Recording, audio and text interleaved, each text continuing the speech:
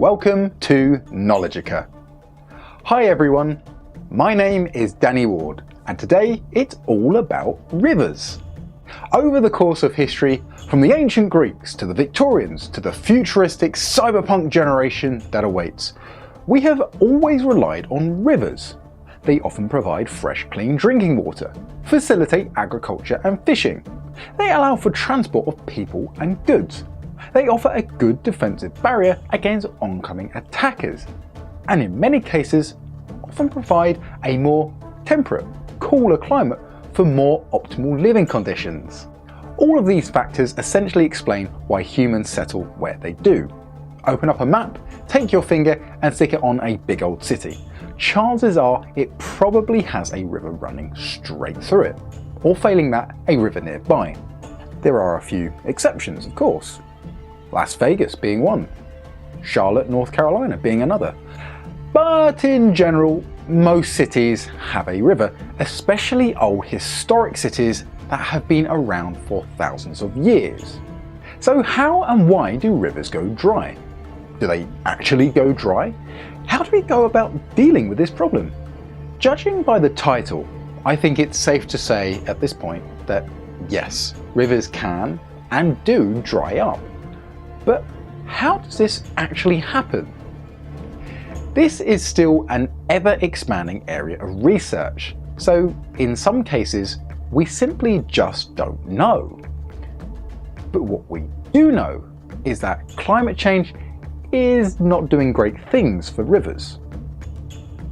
Climate change is happening regardless of what side of the political spectrum you're on. Scientists know this. As the Earth slowly but surely warms up, this causes the water in the rivers to evaporate, meaning the liquid molecules enter a gaseous phase, becoming atmospheric water vapor. Now, this happens normally. It's all part of the water cycle. It has to happen. But an increase in atmospheric temperature throws this cycle off balance, and so greater evaporation occurs than the system is happy with. This means less water in the river, more in the atmosphere. This will in turn greatly affect the weather patterns. Rainfall will typically be heavier and can lead to flooding in some cases, although usually not over the river's location. And to make matters worse, it will often be accompanied with long dry periods too. Not good for a flowing river.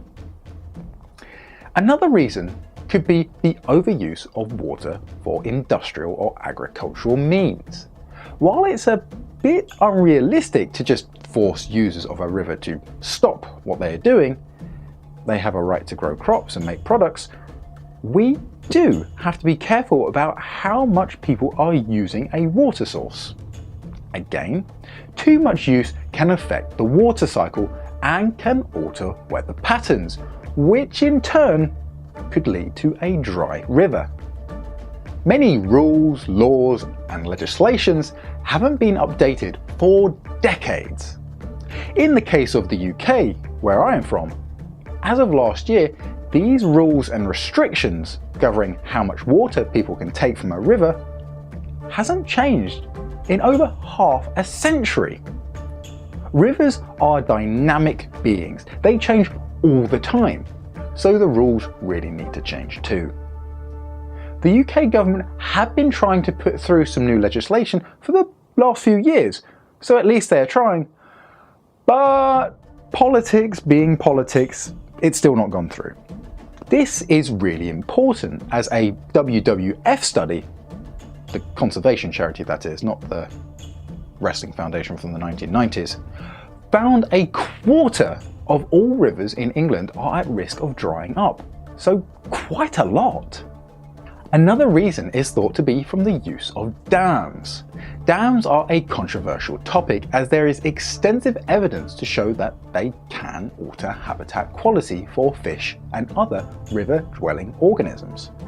Having said this though, dams allow for storage of water that can be used for tap water, for irrigation of crops, to prevent flooding, generate power, so there are quite a few benefits too. Dams are designed to allow for a small flow of water to keep the river happy.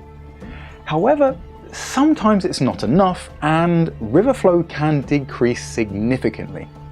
Too low and it will just dry up. Each river is different, but all will require a certain constant flow rate to prevent full evaporation, and dam designers and local authorities can sometimes get things wrong.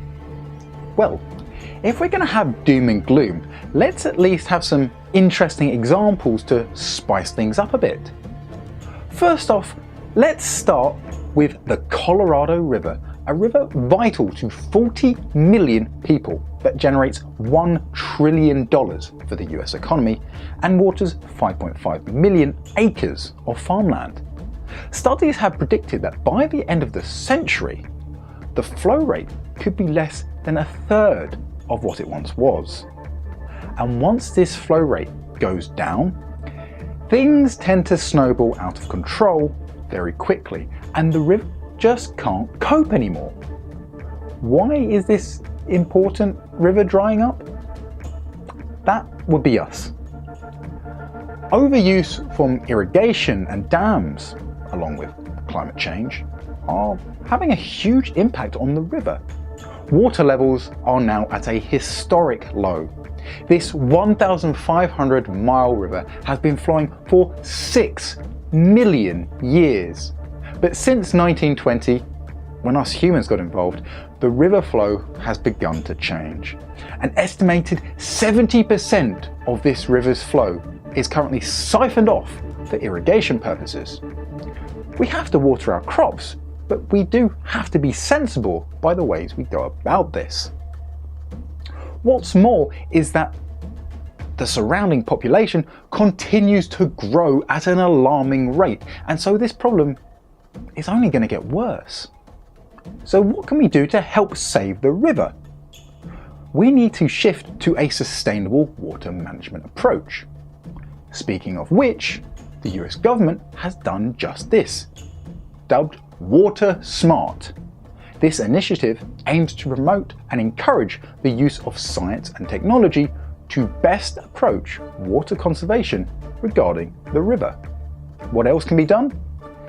Academics are proposing plenty of new suggestions, from re-evaluating our dam building, to changing our agriculture methods, to increasing water conservation funding and education to water restoration and flowback plans. There's a lot of strategies out there, we just have to do them. Well, what are you waiting for? Be the change! Or something like that. Next up, we're going to move on with an old river. This river has dried up a long time ago, 4,000 years ago to be precise, but it gives us a flavour as to what a dried up river is like and the effects it can have. This river is none other than the lost Saraswati River. We're with a controversial example here, as there was actually a 2017 study that disputed that this river even existed due to its limited evidence. However, from a social perspective, knowledge of this river is still very prominent. So it's likely there's some truth to it at least. The research study suggests that the Saraswati River was just another part of the Sutlej River. But either way, it's still dried up, so it still counts. This river would have been in northwest India and southeast Pakistan. This river has been well documented in ancient Hindu texts. However, today, as previously mentioned, much of where this river flowed, if at all, is still under debate. Let's, for the sake of this example, say it did quite happily exist. Why did it dry up? This most likely would have been due to natural causes. Shifting of the riverbed, water capture from nearby adjoining rivers, erosion, and tectonic plate movements. So we get off the hook from that one. Not really our fault. Although, having said that, there is a belief that the Kurukshetra War, also known as the Mahabharata War, certainly took a huge toll on the river. It would have had devastating effects at the time. Whatever the cause, water access would have been greatly reduced, and ecological diversity and richness would not have fared so well. Nowadays, the region of the former Saraswati River is a desert and would be a struggle for most life to survive. Whew, there could be an entire episode on that one. Who knew a dried up old river could be such a controversial and interesting topic? So why should we care about dry rivers? Surely people won't have running water, but there's always bottled water, right? Well, that's not going to cut it. Rivers support agriculture and food growth. They play an integral part in the water cycle. They provide a suitable habitat for a wide variety of organisms. Often, many rivers are important for industrial production. Rivers are also excellent for recreation and often add to the local economy and help drive people's livelihoods. They are also a good source of drinking water. And finally, my last examples are based around that rivers can be harnessed for energy production and also allow for transport and logistic routes. Convinced yet? Yeah, they're pretty important. That means we really need to try to save rivers on the verge of drying up. So how do we do this? One simple solution is to more tightly and scientifically regulate our usage of water. And more importantly, making sure we aren't wasting it. If it's put to good use, it stings a lot less than if it's just discarded without any thought. We can also try ourselves to actively use less water in our day-to-day lives. Our water footprint as a society is increasing year on year. We just can't get enough of the stuff. We need to try to slow or even reverse this trend. A tricky one, but with the right approach, it could be a really impactful change. If we need less water, the rivers stand more of a chance of flowing strong, as we aren't reducing their flow rate quite as much. Fitting water meters on your house, fixing leaky taps and pipes, turning off running tap water where possible, reusing water and opting for short showers are all good options that many people use to cut their water usage. In turn, this can help our water sources. You can make a difference today. Guess those daily hour-long showers may be a thing of the past.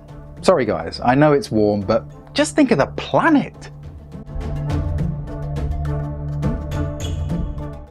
Enjoyed the episode?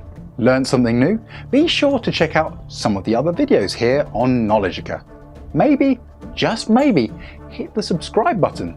You'll get updates in your subscription box here on YouTube when I post a new video. You'll never miss a thing. Good, eh? Thank you very much for watching today's episode. I'll see you next time. Stay hungry for factuality.